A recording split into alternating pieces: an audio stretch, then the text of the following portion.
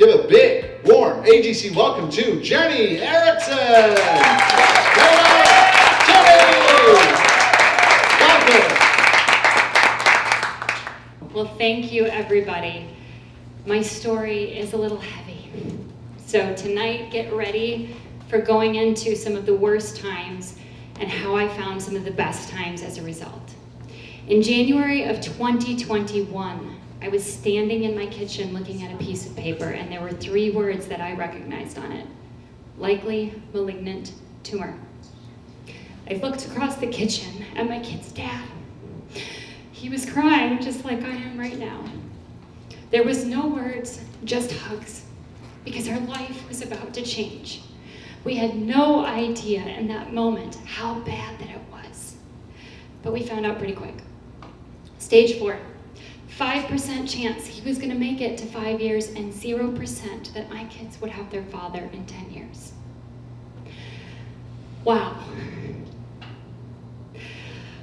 That day, 10 months later, he was gone. And in that day and in that moment, my kids lost their father. And I lost the person who was raising them 50% of the time, a dear friend and partner I'd known for so many years.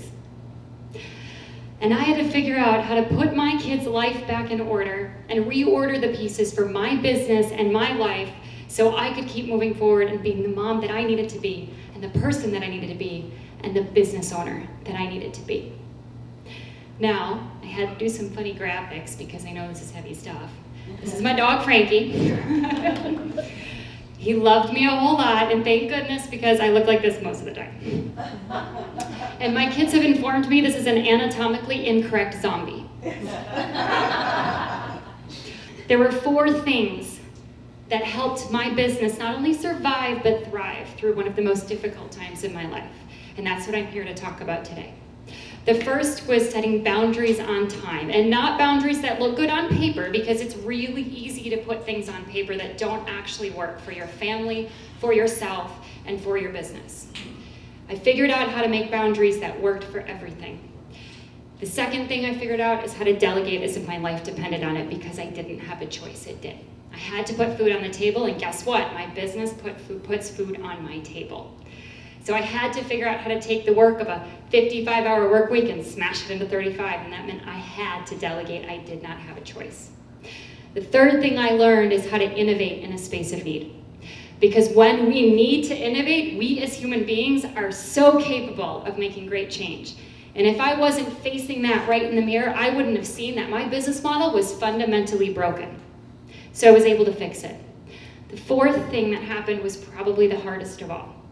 And that was realizing that the identity that I had worn for all of these years as a workaholic with pride had to die. And I had to find a new one. And I'm still on that hunt today. So it all started with time. When the diagnosis came through, I was working 55, 60, 65, sometimes 70 hours a week.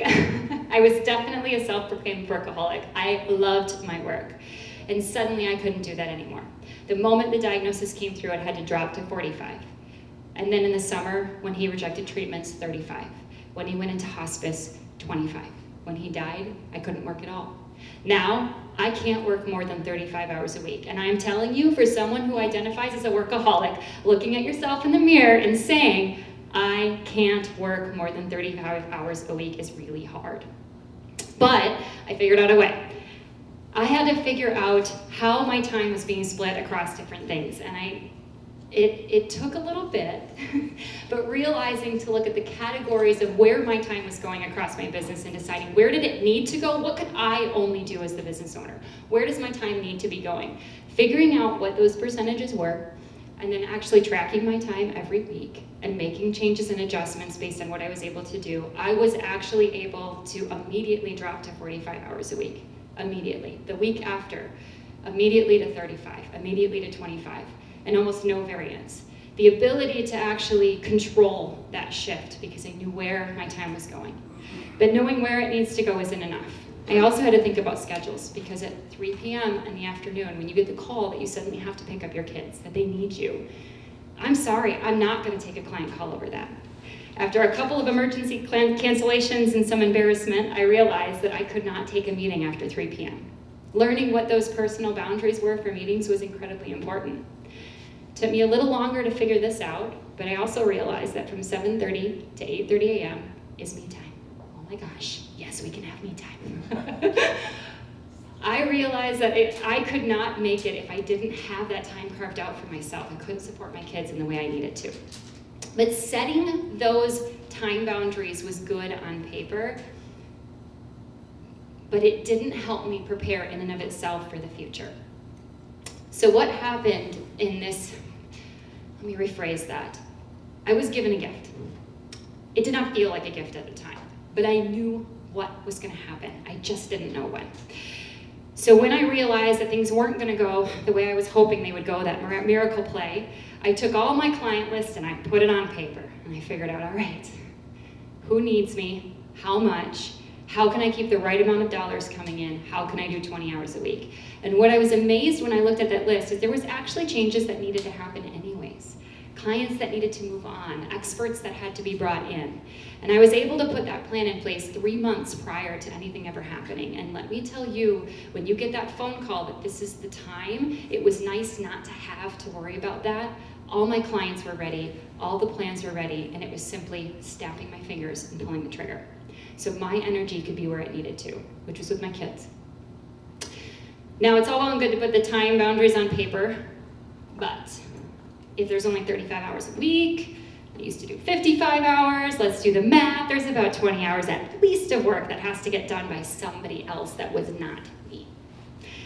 So one of the best things I've ever done, and I swear by it, I hired an assistant. And I figured out what are all the things that I am doing every day, every week, every month.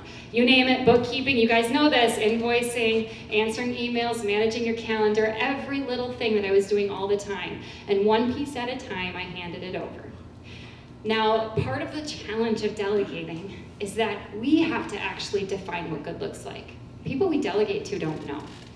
Our job is to make it super clear on what good looks like and validate that it's actually happening before we move on to the next thing. And so what worked really well is one thing at a time. Work dropped off my plate and went on hers. But delegating tasks was not enough. I also had to delegate outcomes. So, show of hands for all you in the room. How many of you feel like most of the burden for revenue and profit are on your shoulders at your company? It's like totally normal. Me too. I realized that I was carrying that burden myself. So the good thing is it's totally normal. The bad thing is that means if we go through some sort of tragedy and turn away, guess what happens? The business stops growing. It can't be that way. So I had to look at my own portfolio and separate that I am both an owner and I am a consultant. What portion should I actually be accountable for? And take that portion that needed to go on the shoulders of my team and make that very clear. In this role, here is what success looks like. Here is what results look like. Here is when I need those results by, and here's all the tools that you have at your disposal. And little by little, I pulled back on my responsibilities and my accountabilities while I increased that of my team, so it was not only on my shoulders. Now, if delegating at work was a little bit easier for me, delegating in my personal life was brutal. I hate asking for help. With my employees, I pay them. There's kind of this idea that I'm paying you so I can delegate to you. But in my life, hey, can you grab my kids for me? Can I have that meal? We've been eating pizza all week. I need a hug. Yeah, exactly. I need a hug. Delegating in my personal life was way harder than in my business life. But none of this would have been able to happen if I had not taken the time to share my story. Looking back on it, the grace that was given me, that was created in the space around me, was entirely because I was willing to be messy. And I was willing to share my vulnerabilities. Now, delegation can only take you so far when your business model's broken, which I realized in December when I was off for funeral planning. Apparently great inspirations come to you when you're away from the office in some sort of weird circumstance. You know, it's like, why now? Seriously. I'm sitting on the rocking chair with a cup of coffee, and I realize, oh my gosh, I'm not the only one with problems. I mean, seriously, not only do I have problems, because finding talent for my company was like a needle in a haystack search. Standardizing it was virtually impossible. And I'm trying to figure out how to solve this problem, but guess what? My customers had problems too. Because you know what? They hired strategy consultants like me to tell them what to do, and then they had teams that were supposed to do it, and no one was telling them how. We had a gap. So a new service was born. We piloted in February, soft launched in April, and it is my best-selling service. And better yet, it's a service that can scale without me. Understanding that my problems were also my clients' problems and my partners' problems helped me find a solution that could solve all of it. Now, these other three things I talked about are really just actions. And I'm a getting things done kind of a girl. I'd put a different word in there, but I don't know if I'm supposed to swear on this. So anyway, so actions are easy for me. Anyone who knows me knows that. But mindset is a different story. The identity of workaholic was thread into my veins. It was like an old t-shirt that I put on. It had a lot of stripes and a lot of different colors, and each one of those stripes was a voice from my past telling me all of the reasons why work would save me. It was my dad's wonderful voice saying, Jenny, always make sure you can take care of yourself. If you show up and you work hard, you'll be okay. It was my 20-year-old self getting in a car, driving from Michigan to Minneapolis, singing Laverne and Shirley's You're Gonna Make It After All, because I was gonna prove it to everybody that I could do it.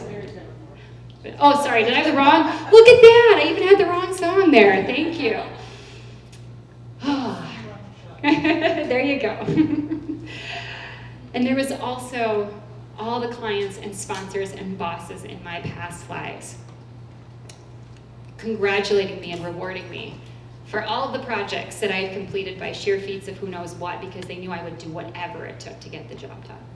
All of this had reinforced this idea that the only way I was going to be successful was more work. And let me tell you, it wasn't. It wasn't what my clients needed. It wasn't what my teams needed. It definitely wasn't what my kids needed. And it wasn't what I needed.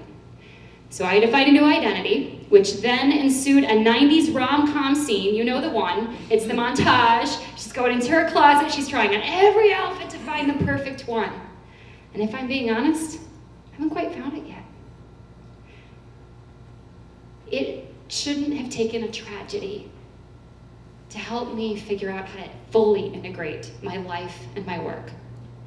And I hope it does not take a tragedy to integrate yours.